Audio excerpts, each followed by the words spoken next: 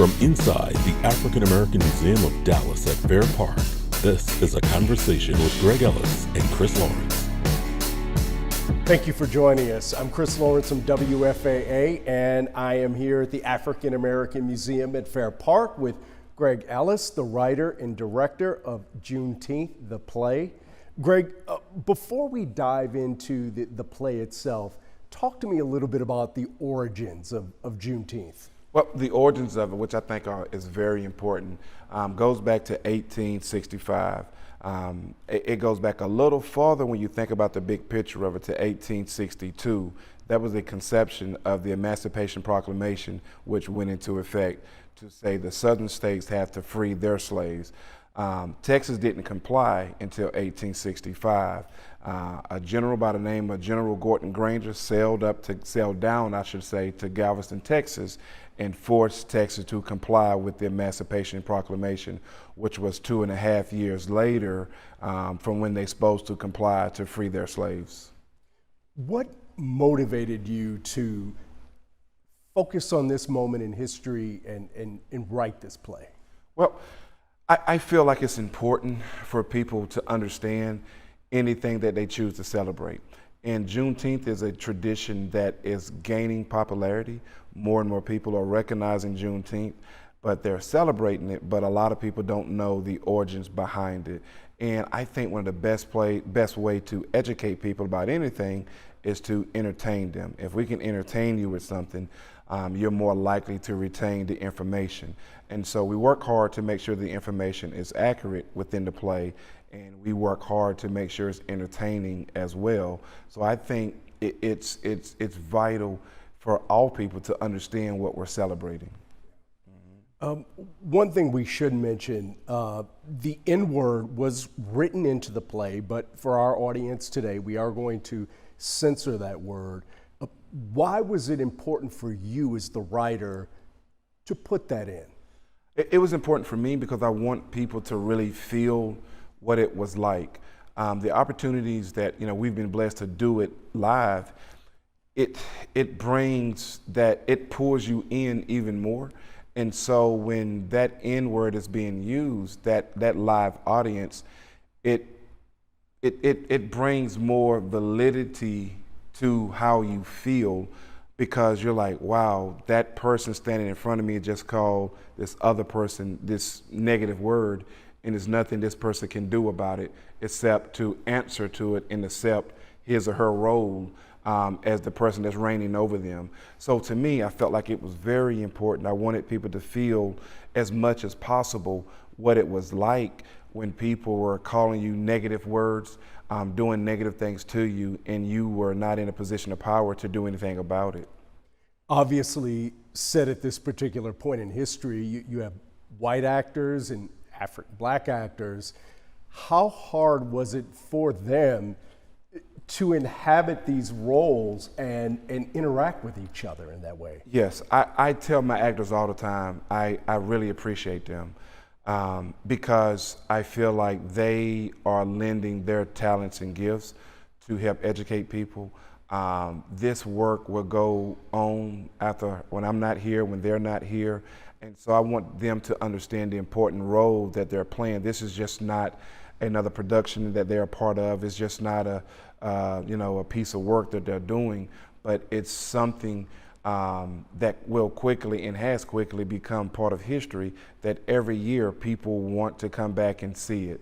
Now, I'm sensitive to it, and I don't allow too much joking to go on when we're doing a live show about the racist connotations that have to be brought forth into play, because the person can take that the wrong way. So I make sure they understand the seriousness of it, and I'm glad to say that all my actors, they've been very responsible and have always taken it very seriously.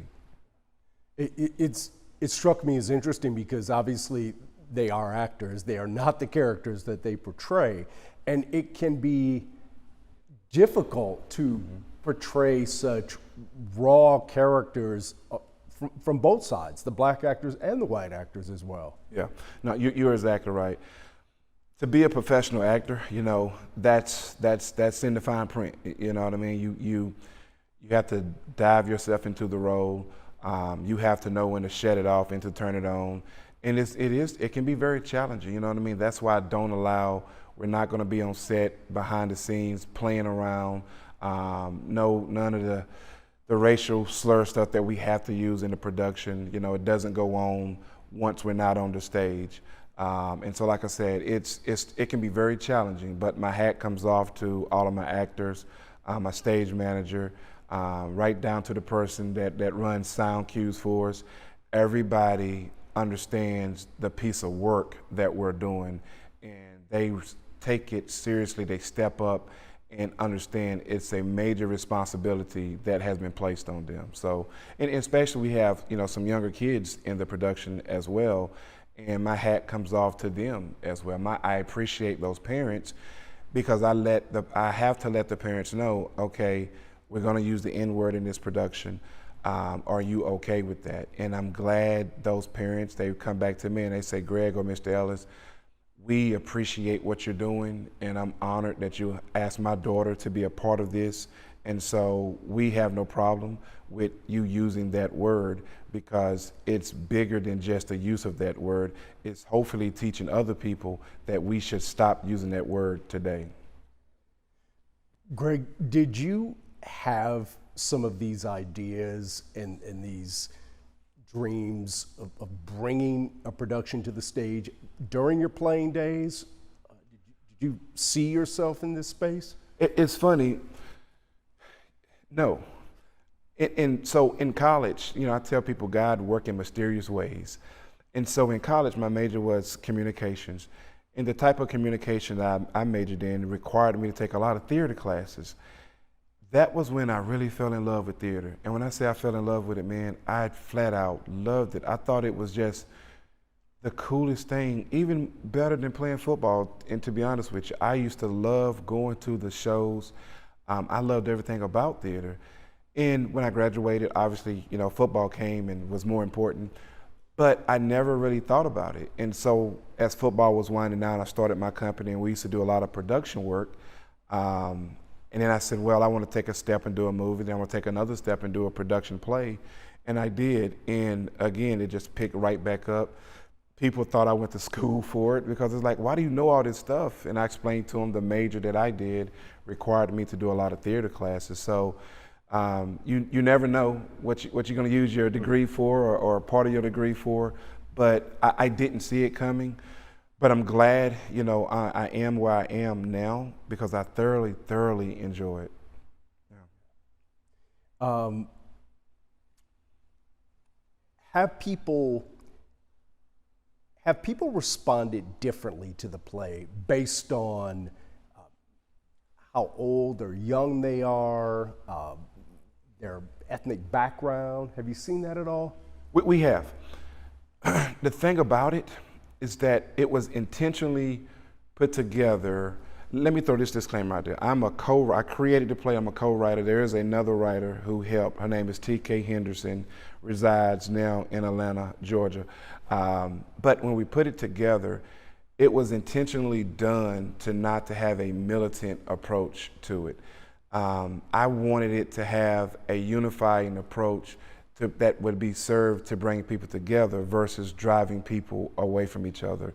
So to answer your question, certainly some of the older people, I've seen some of the older people that are in the audience, it's tough for them to make it through the play because people have to understand we're not too far removed from that type of lifestyle. One of my plays we took to Raleigh, North Carolina, where I'm from, and my mom, she asked Greg, are you sure it's safe to do a play like that in this area? Now, this is not a bash against Raleigh. I love Raleigh. But how she grew up, it would be dangerous for people of color to stand up and make a statement by educating people about this topic. And she thought maybe you shouldn't do it. She was just fearful. So her being, you know, a 60-something year old woman, she feels that, okay, we're not too far removed from that. She remembered picking cotton and things like that, not as a slave, but almost as a sharecropper, which her and my dad did sharecrop before. So for that generation of people, it can be tough. Brings up some tough memories for them. For the younger audience, and I'm so glad it works for them, because that's the audience that I'm really after. And you know, I sometimes sit behind when I'm not on stage and kind of try to blend in to get some feedback from the audience when we're doing a live show. And I enjoy being around the teenagers, and they're not knowing I'm there, and I watch how engaged they are. There are scenes in the play that you see their minds start to turn, and they're thinking about, wow, I didn't know that. I now understand why a lot of the issues that we deal with here in 2021, where those issues stemmed from. And that's, I can't ask for anything else better than that, to know that we're reaching the youth with it. And finally, without giving too much away, give us a synopsis of what we're about to see. I tell you, all content, entertaining content, in my opinion, need to function around some type of relationship. And so we created that. A character named Henry and a slave woman, they have a relationship, they fall in love. Henry is a very strong-minded slave, if you would, and so there's a battle between him and the master. And so a quick synopsis of it, because as the creator, it's like, it's hard to narrow it down to just a straight synopsis, but I guess I can do it since you asked the question.